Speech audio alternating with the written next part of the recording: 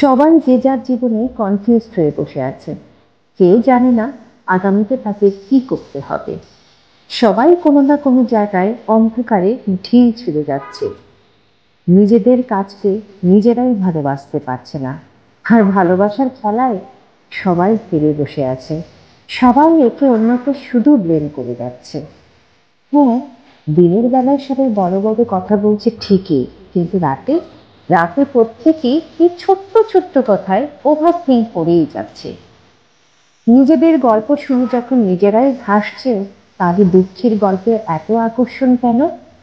নিজেদের চাকরি যখন নিজেরাই ভালোবাসতে পারছে না, তাহলে চাকরির পেছনে এত বড় লাইন কেন?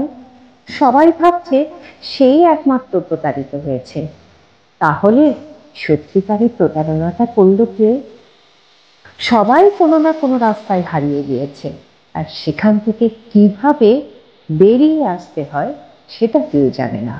সবাই একে অন্যকে পিছনে টানছে ঠিকই, অথচ তারা নিজেরাই জানে না আদৌ কি তারা লক্ষ্যে পৌঁছতে পারছে।